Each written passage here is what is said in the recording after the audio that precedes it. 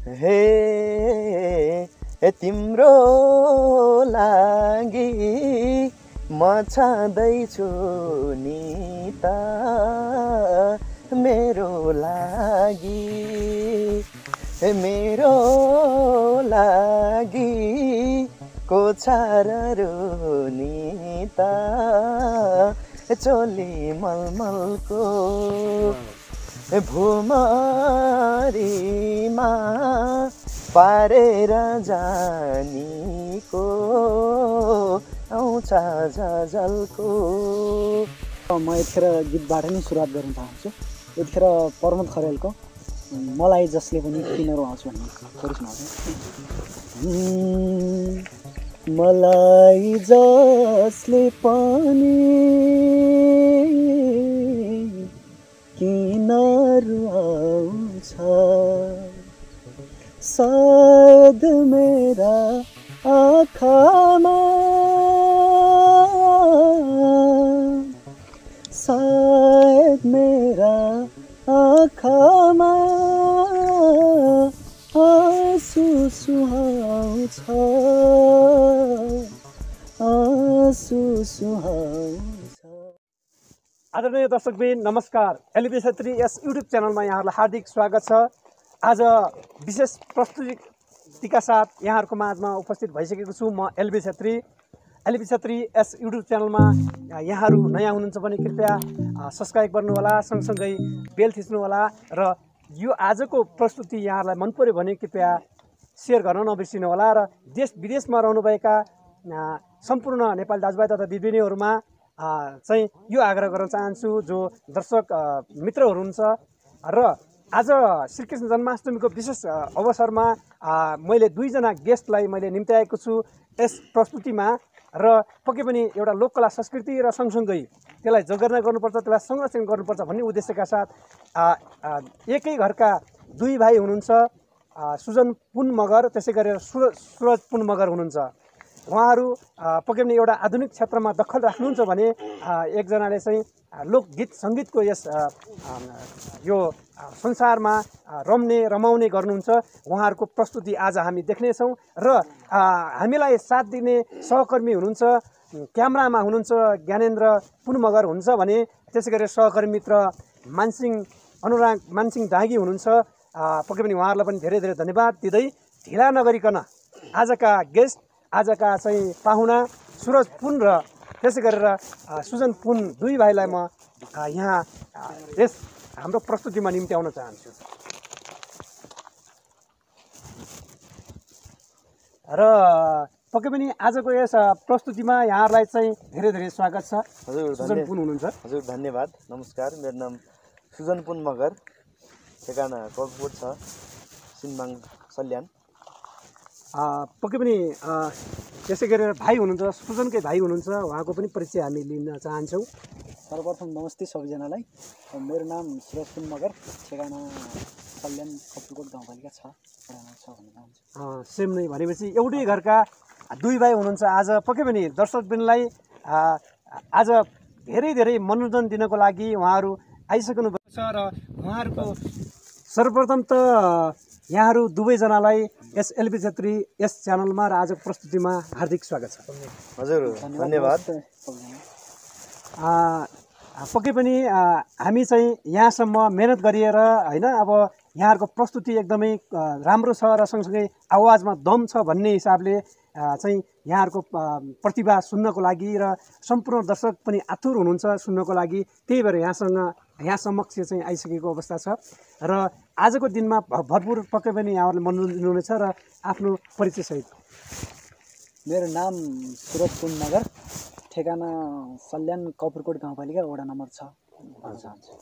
त्यसै गरी नमस्कार, मेरो नाम सुजन पुन मगर, ठेगाना कपुरकोट गाउँपालिका 6 सल्यान, सिन्बाङमा पर्दछ। पक्कै पनि आज हामीले चाहिँ एलबी क्षेत्री युट्युब च्यानलमा हामी निम्त्याएका छौँ र पक्कै पनि उहाँका प्रतिभाहरूलाई चाहिँ आज सुन्नेछौँ र हेर्नेछौँ र यति बेला चाहिँ पक्कै पनि हामी को चाहिँ अब कुन भाइ चाहिँ अब लोकगीतमा हुनुहुन्छ, कुन भाइ चाहिँ आधुनिकमा हुनुहुन्छ, त्यो कुराहरू जानकारी गराउनु होला।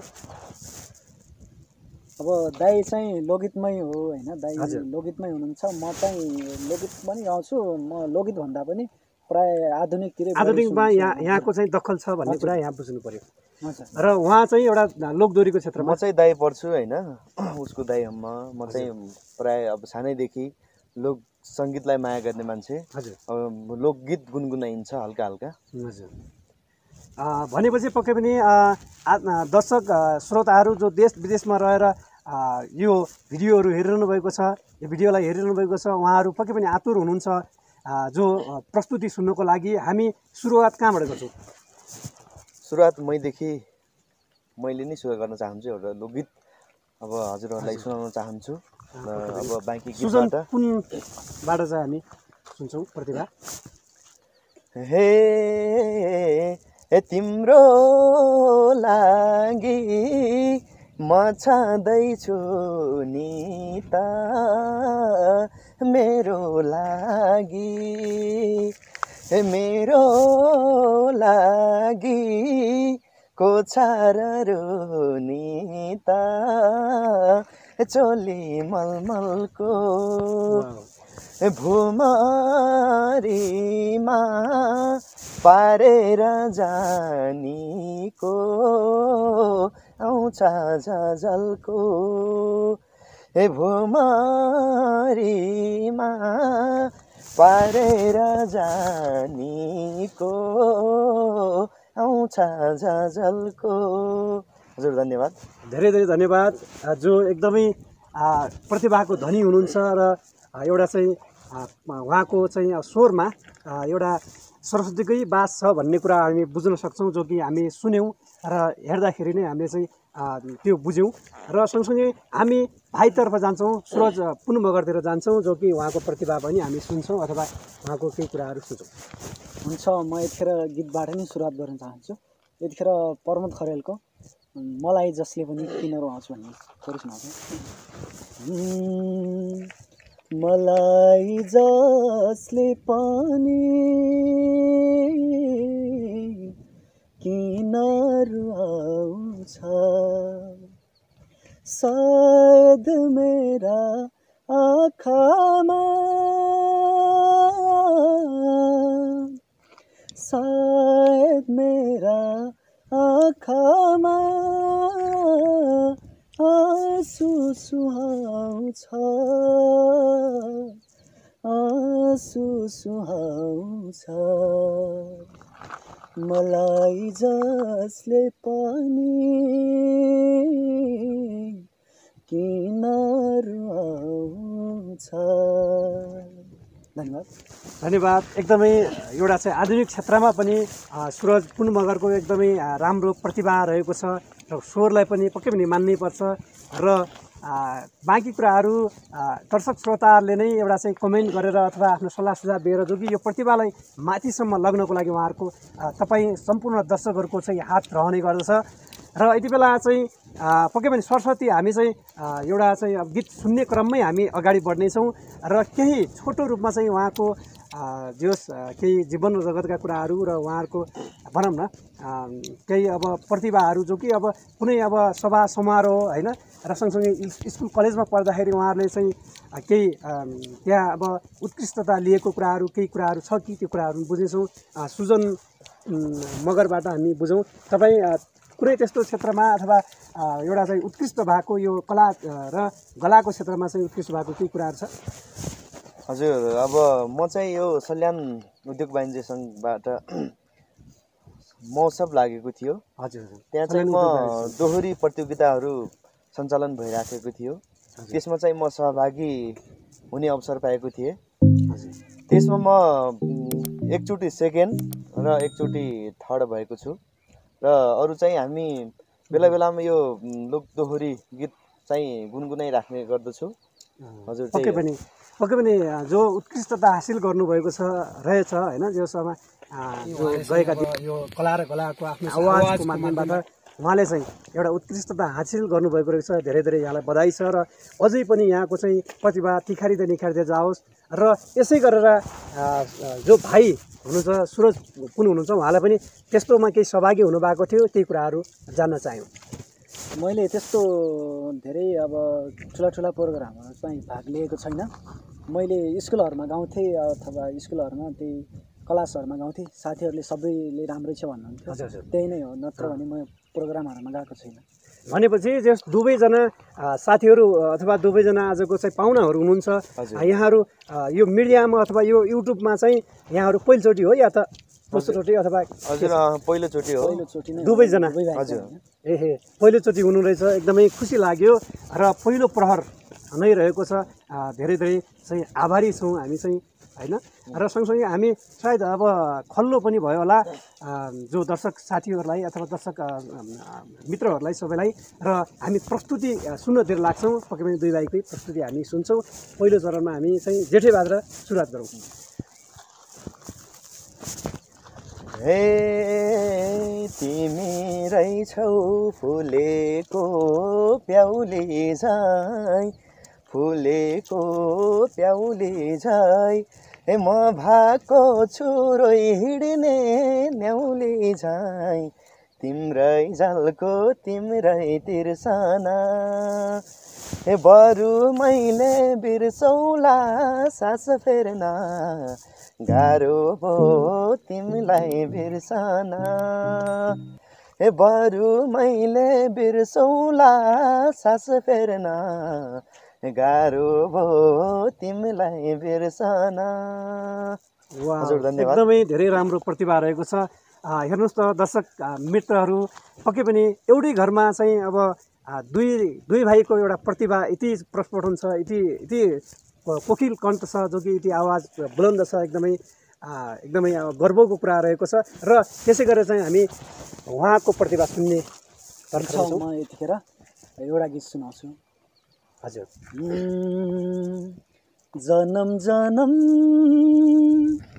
जिउला सँगै, जनम जनम जिउला सँगै, भाकेर बर पिपलो, भाकेर बर पिपलो।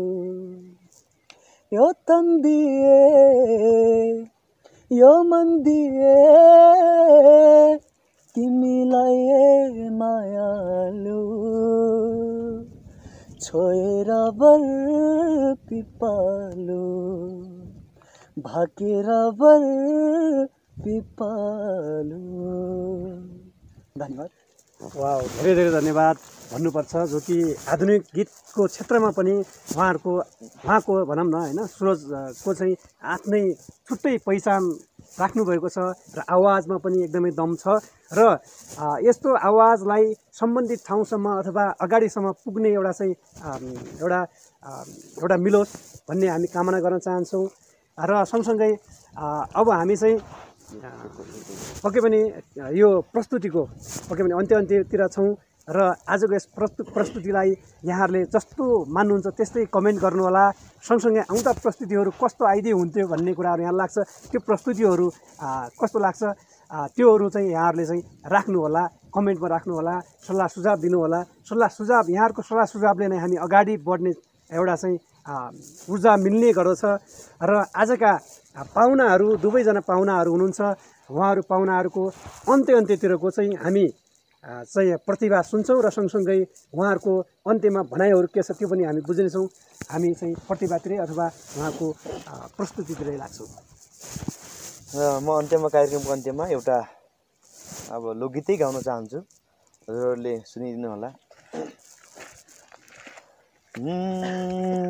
कता होला मेरो हजुर, हे मन चोरी जाने, मन चोरी जाने। हे पर्खिएरै मेरो हजुर, बस्दैछु म भने, वनमा फुल्यो फुल। हे 2 दिनको मेरो हजुर, नहुने मायाले पार्यो रन भुल। हे 2 दिनको मेरो हजुर, नहुने मायाले पार्यो रान भोल। हजुर धन्यवाद। धेरै धेरै धन्यवाद रहेको छ। एलबी छेत्री यस युट्युब च्यानलमा आजको प्रस्तुति दिनुभयो सुजन पुन मगर हुनुहुन्छ। त्यसै गरेर चाहिँ भाइको पनि हामी सुन्नेछौँ, सुरज पुन मगरको पनि केही क्षणमा चाहिँ सुन्नेछौँ प्रतिभा। र आजको दिन जो कि अब श्रीकृष्ण जन्माष्टमी, श्रीकृष्ण जन्मेको दिनको अवसरमा पारेर सम्पूर्ण देश तथा विदेशमा बस्नुभएका सम्पूर्ण नेपालीहरूको उत्तरोत्तर प्रगतिको कामनासहित धेरै धेरै शुभकामना यस अवसरमा दिन चाहन्छु। र सँगसँगै हामी भाइको प्रतिभालाई अन्तमा पक्कै पनि म यतिखेर एकदमै मनपर्ने गायक हुनुहुन्छ मलाई गोविन्द मधुर आचार्य, उहाँको गीतहरू सुनाउँछु। मलाई दुख्दा रुने त्यो मन आज किन भिन्न पाए, तिमीले धोका दियौ र पो यो संसारलाई चिन्न पाए, यो संसारलाई चिन्न पाए। मलाई दुख्दा रुने त्यो मन आज किन भिन्न पाए। धन्यवाद।